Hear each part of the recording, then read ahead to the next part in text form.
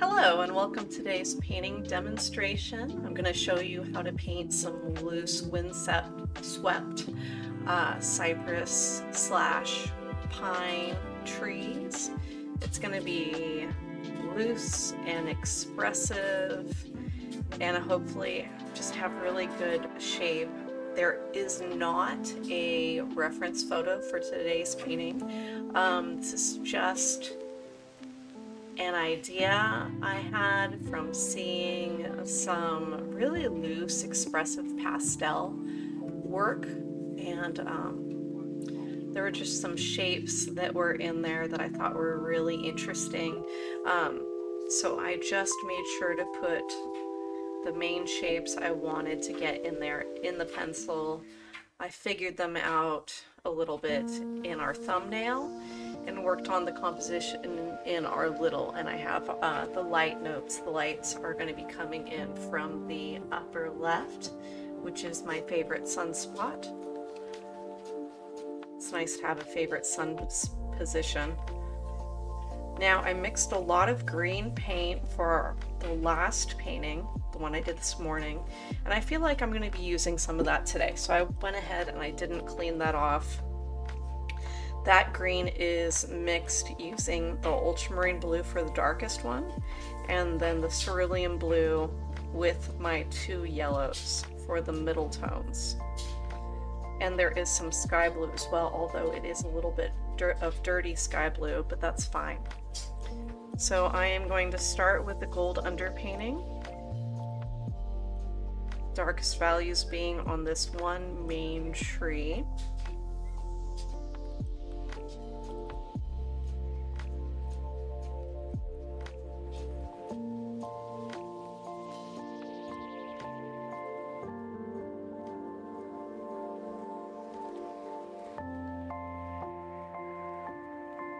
I am very attracted to and compelled by interesting tree shapes, so I'm going to try to really make this dynamic and interesting looking. So it's going to rely on the composition mostly.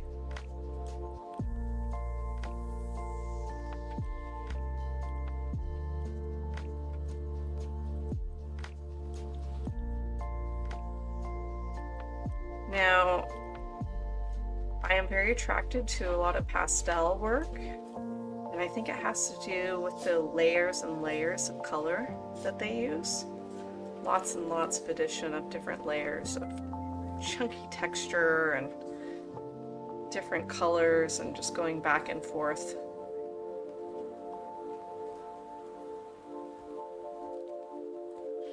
With what they're using in their painting, and I like that. I want to capture some of that, but using paint, so it's going to be a little bit different, but we can still use layers and have lots of texture and gradients. So that is what I am here to attempt right now.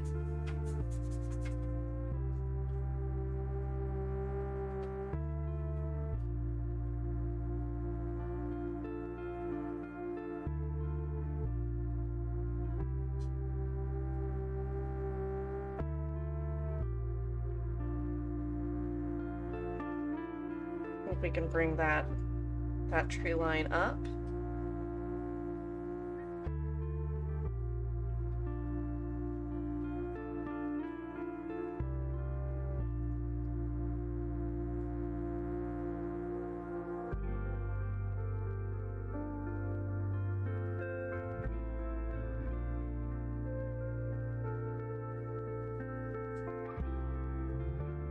Gonna add some darker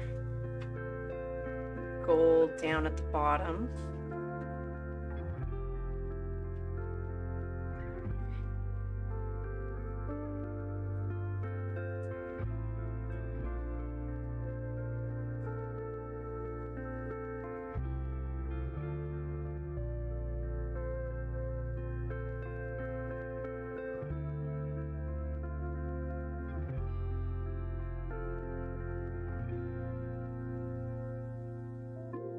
This gold color dries pretty darn slick. And on the hot press watercolor paper, that's going to be a pretty slippery surface.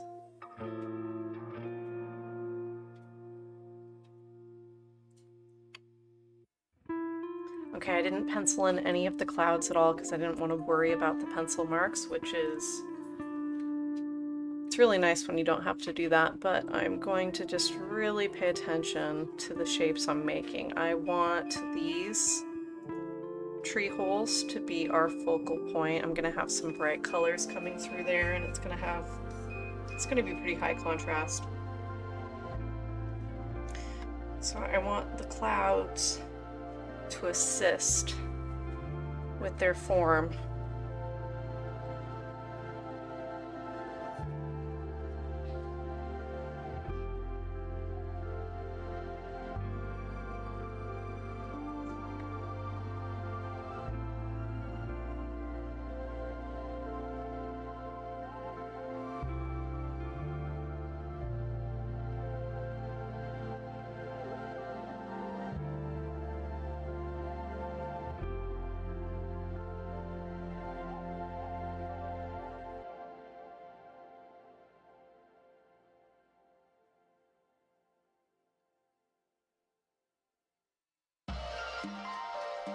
Big fluffy clouds, of course. There's never enough room.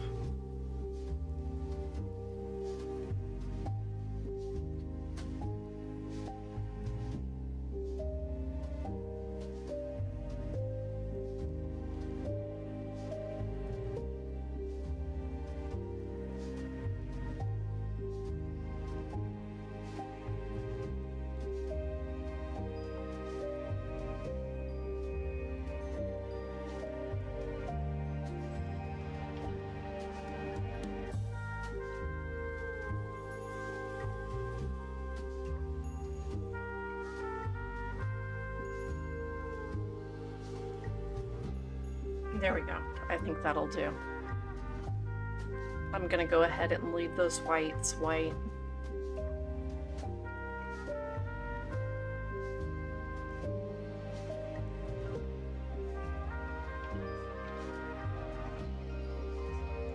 At least those are the brightest ones. Okay, there. I can still see what's going on. Okay, I'm done with that big filbert brush. I can put that one away. Let's see, what do I have for mixed colors left over from this morning?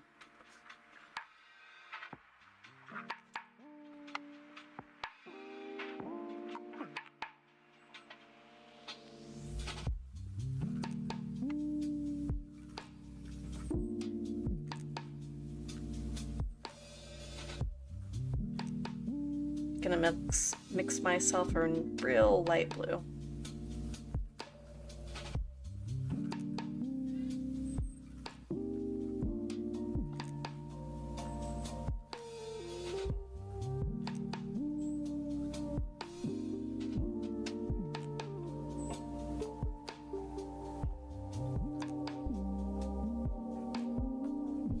Got my flat brush. I'm gonna load it up. A lot of that light blue paint. I'm going to come in from the left side.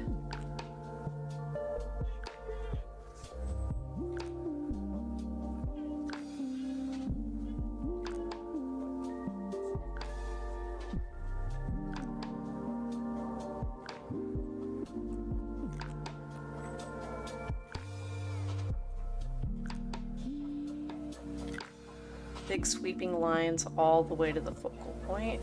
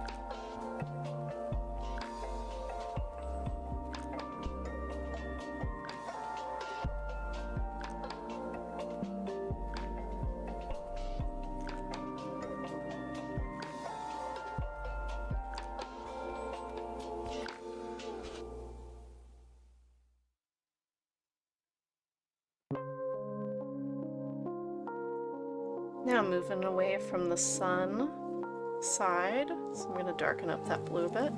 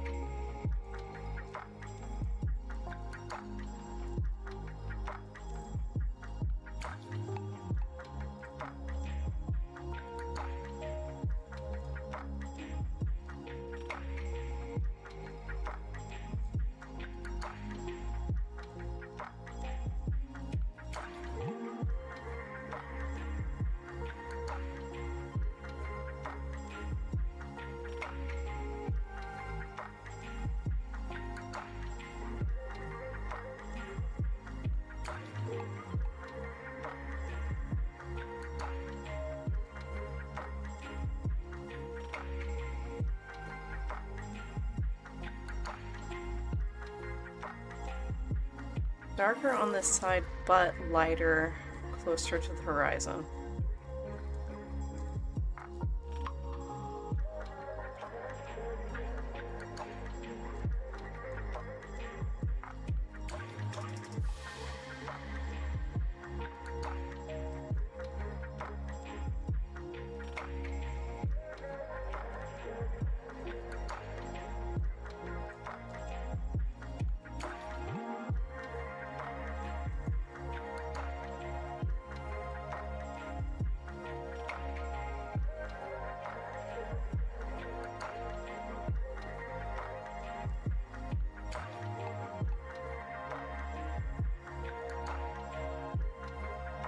Okay, I'm digging that sky color. That's real nice.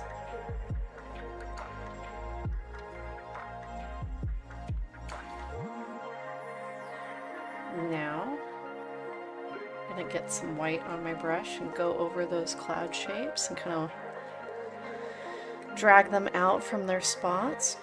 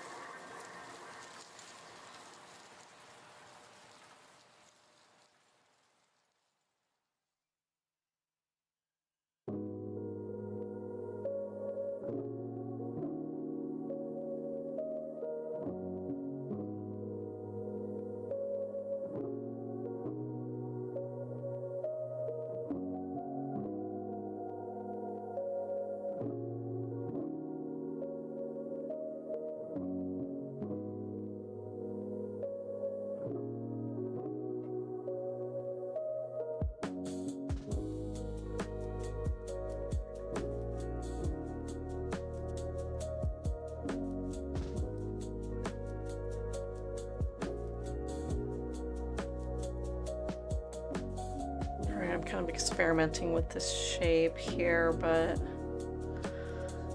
it's looking a little too graphic, possibly. I might fix that by painting in some blue to break that up to more of a cloud form.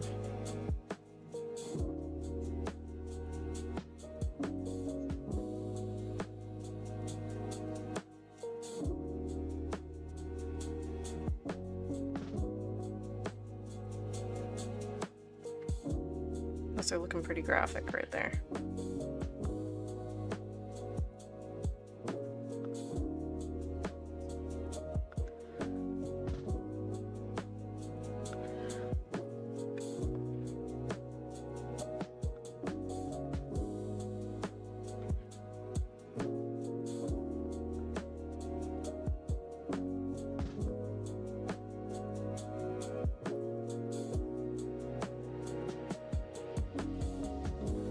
Alright, getting another coat on the white.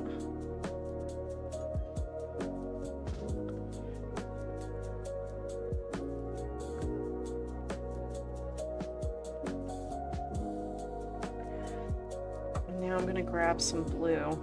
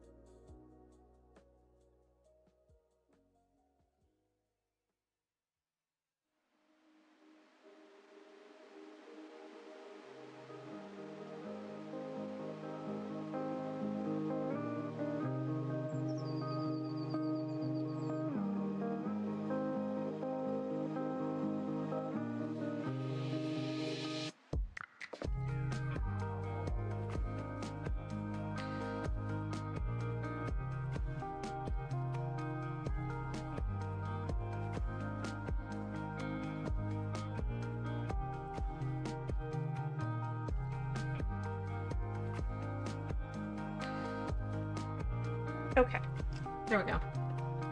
That breaks it up enough. Doesn't look like just a hard shape.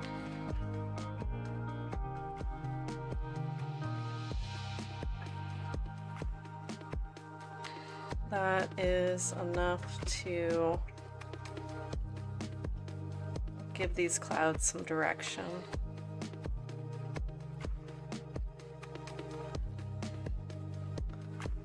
Some wispies is still stylish, not like extreme.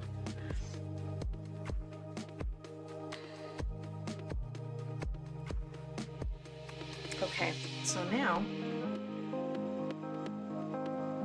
some background trees.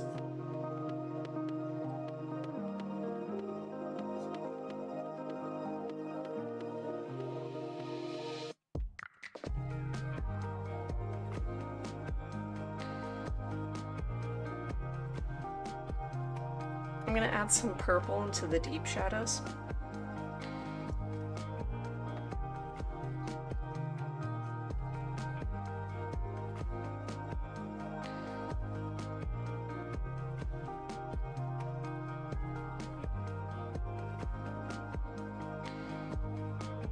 Did not even clean out my brush. Just going to go with it.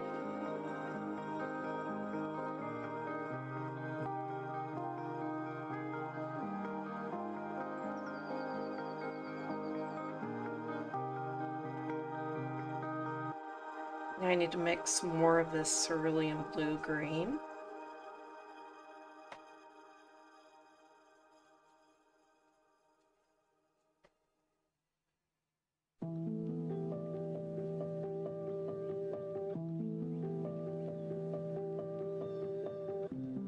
I'm going to increase the value by adding the magenta. This is also going to mute the color by a lot because purple sits opposite the color wheel from green.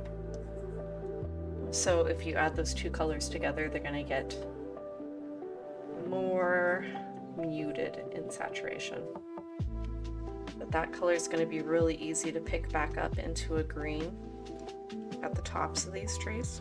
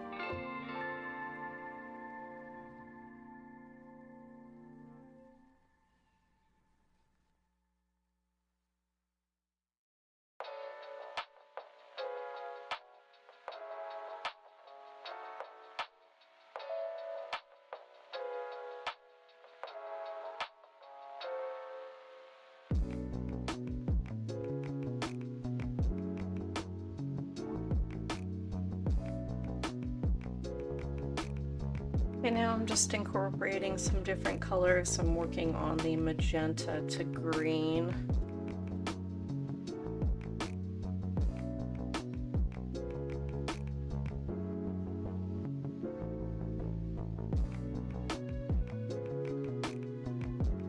Working on an interesting abstract blend that goes down to the bottom of the painting and gets a lot darker down there in the corners. I don't want these details to pull your eye too far away from the primary subject. I am going to be adding some negative shapes into them just to make them more interesting. A lot of those trees, especially the ones on the left, are a little too bushy. A little too bushy for me. So I'm going to make this primary tree. It's going to have some really dark, hard shadows, and then the lights are going to sit on top.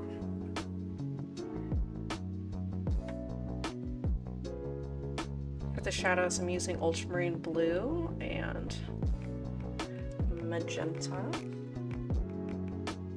And I'm going to start with this trunk, and I'm just going to try to get a clean line going all the way down.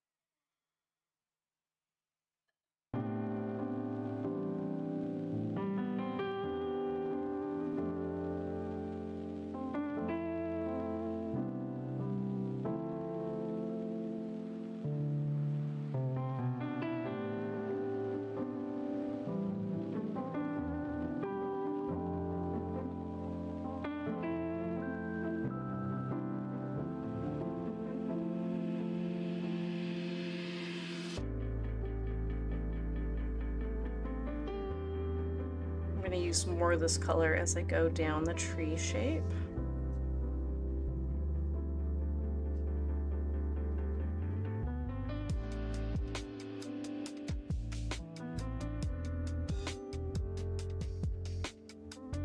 The magenta that I'm using is very transparent, and so is ultramarine blue actually, so.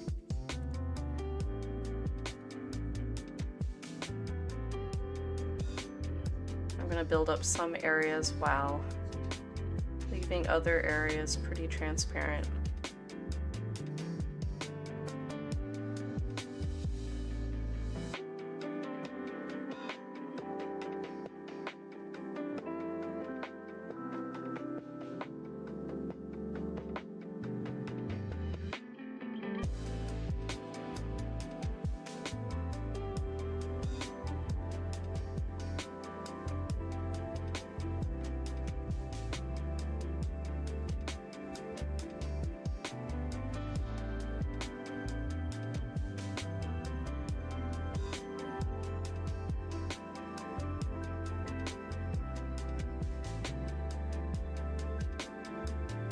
Okay, I think this is the spot where we're going to want to go to a lighter color.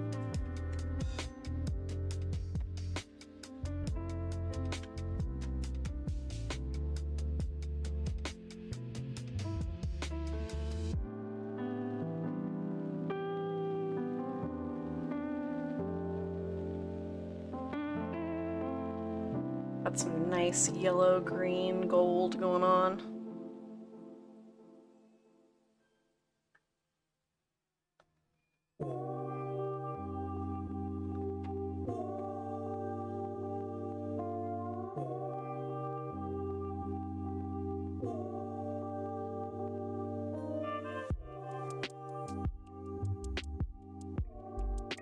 be overlapping and underlapping the places that I have painted, the shadow colors that I have painted.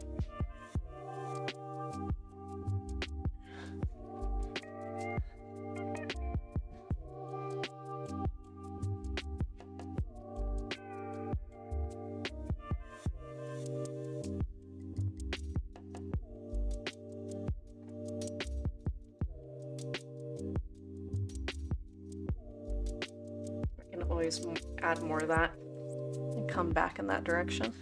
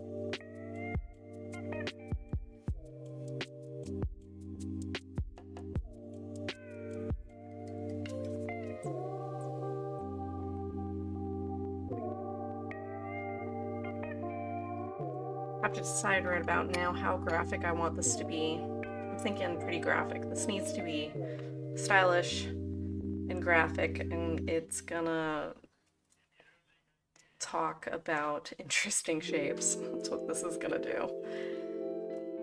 It's an ode to the flat brush. That's what it is.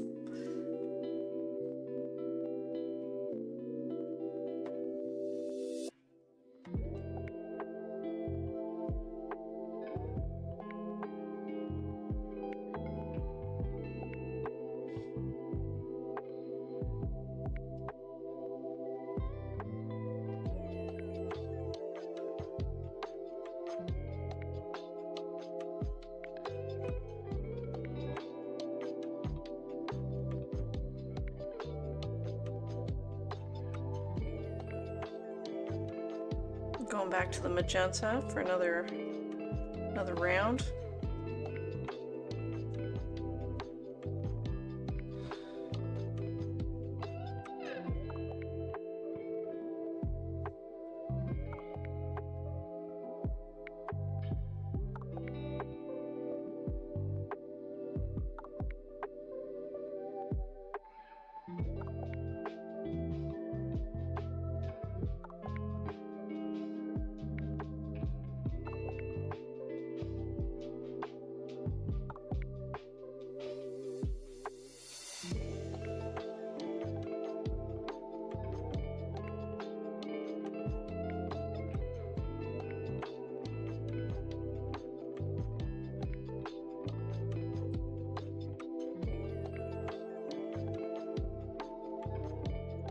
Okay, and now I think I'm going to do another coat of that yellow, the yellow green, but I'm going to make it a little bit brighter.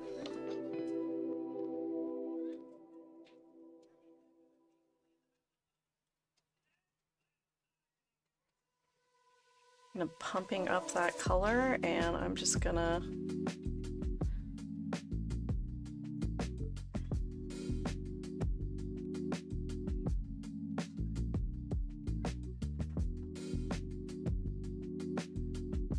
make some shapes, pretty graphic shapes.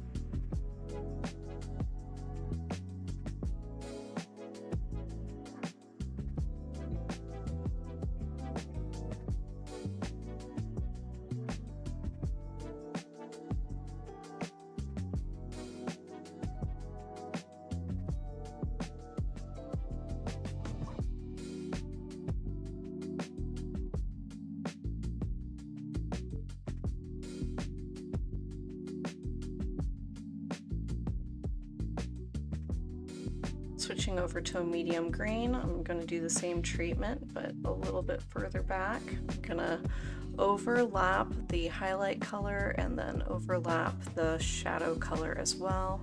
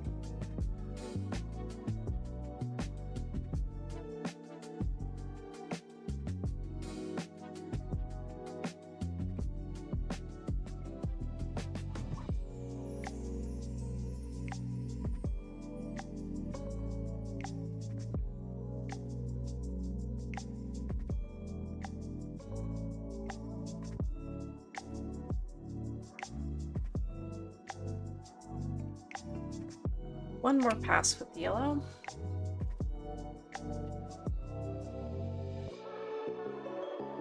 But I'm gonna highlight just a tiny spot of the already lighter greens.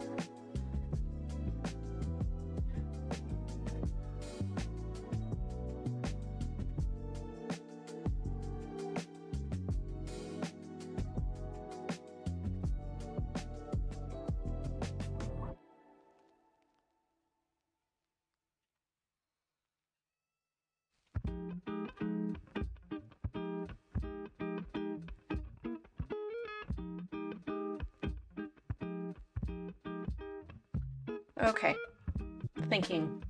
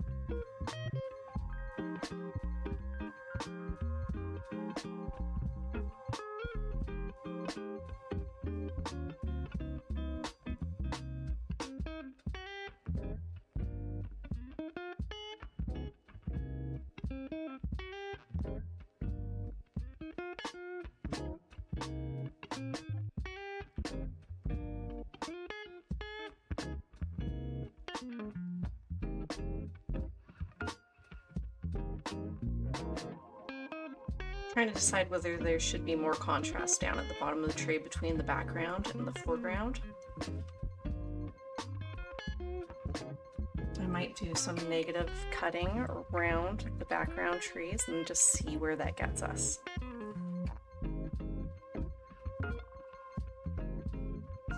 So I'm going to need some of that light blue.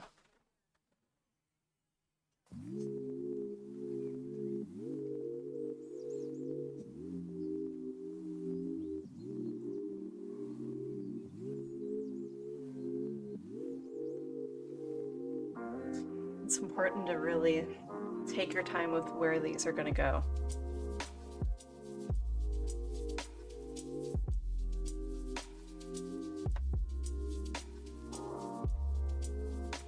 lot of thinking.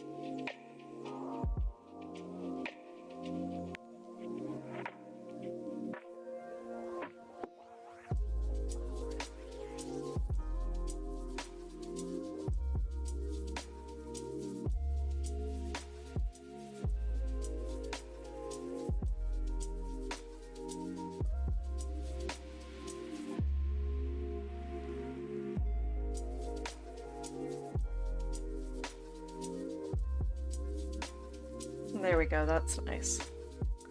Thank God.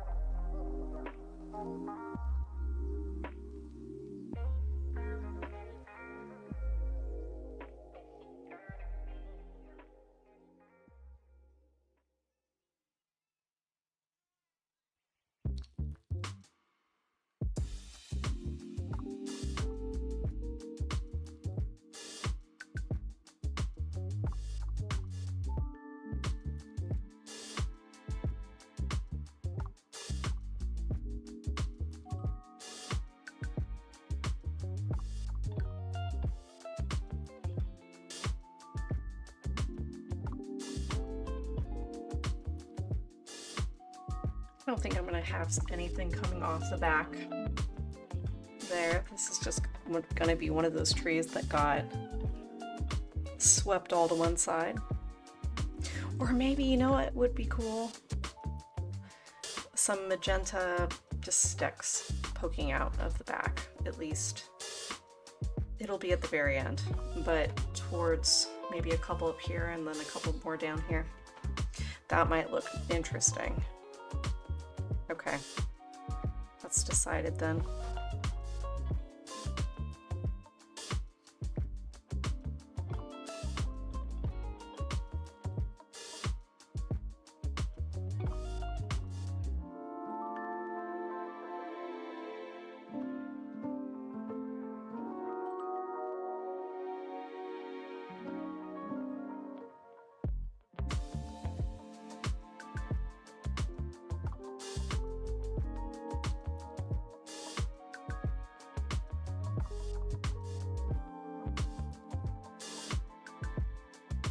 I don't know if I liked that last mark that I just put down.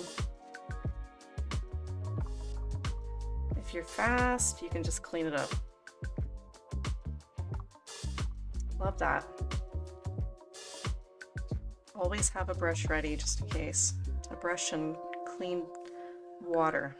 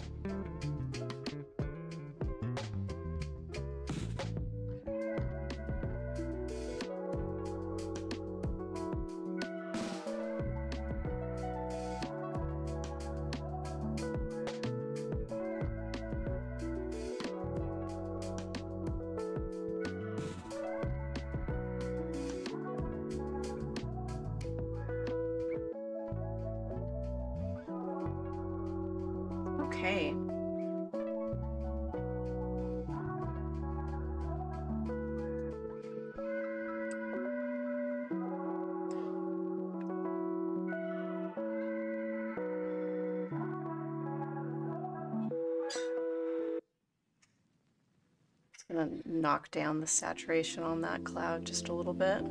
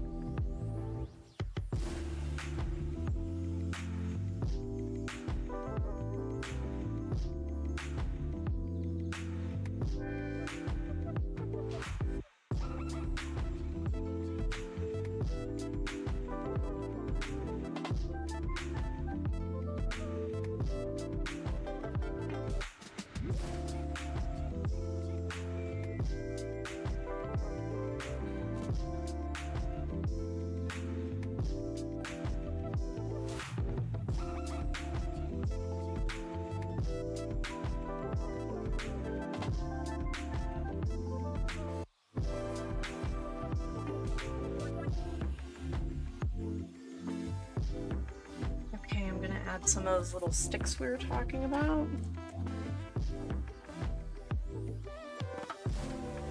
After pumping up this magenta a bit.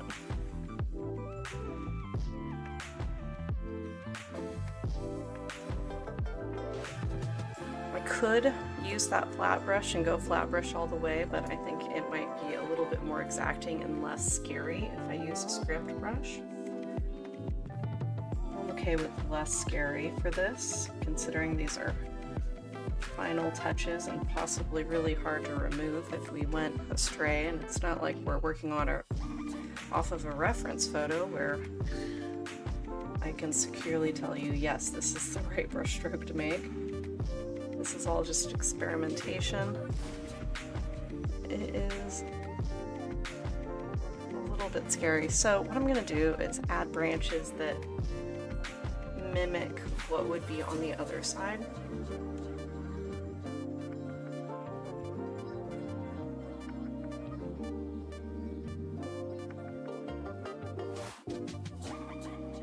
So they are reaching up in the same way.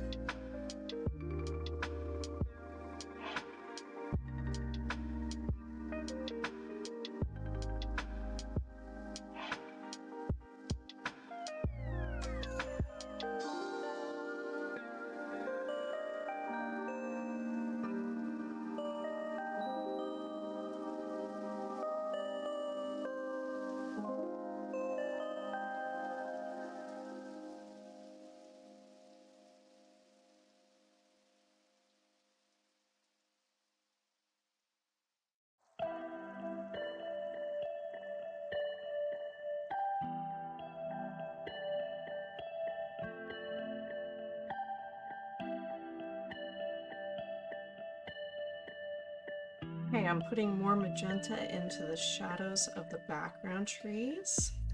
I am pleased with these lower branches and how much they do stand out from the background, but they're not too terribly high contrast.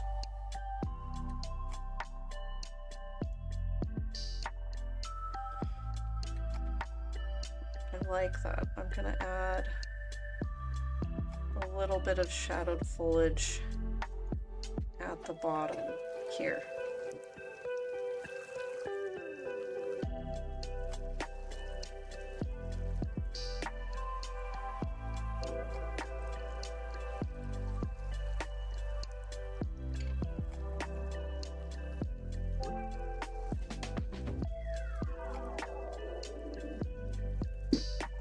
See, I like that. That's fun. I'm gonna pump up some of the cloud shapes a little bit.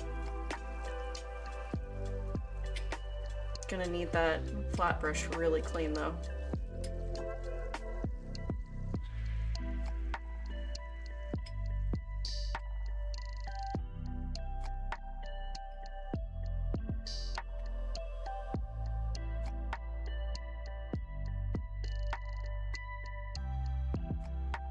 Okay, I'm gonna try to put this in the best possible places. Keep in mind the light is coming from the left.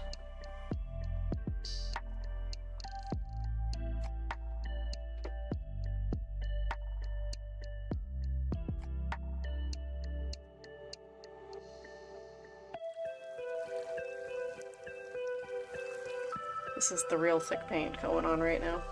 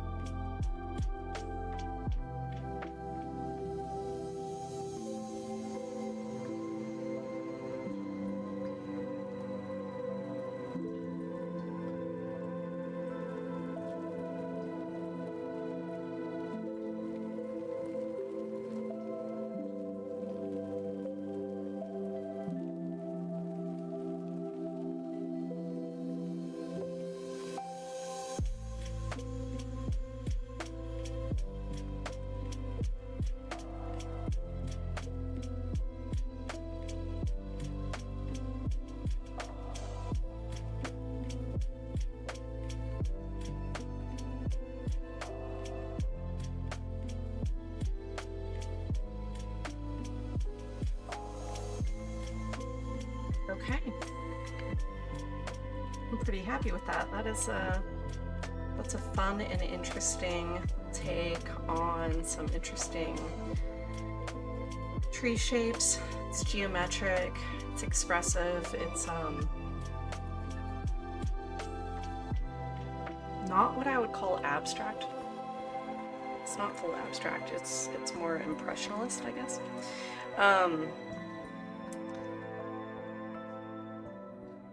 So this is a good example of being loose with your painting without going fast, being methodical as a way to be loose instead of haphazard, which, you know, if you paint something over and over and over again, you can go progressively faster and looser because you are optimized, you know exactly where to put everything, and you can do everything in less brush strokes. So the key for me to being loose is the most you can do with the least amount of brush strokes. So that's why people usually recommend using bigger brushes, but that's also scary. And then if you're not practiced, it's gonna be really scary making each mark. So start with something medium, maybe something that you can use in different directions to make different shapes, but I feel like we accomplished what we came here to do, and I'm pretty happy with that. So I hope you enjoyed this painting process video, and until next time, happy painting.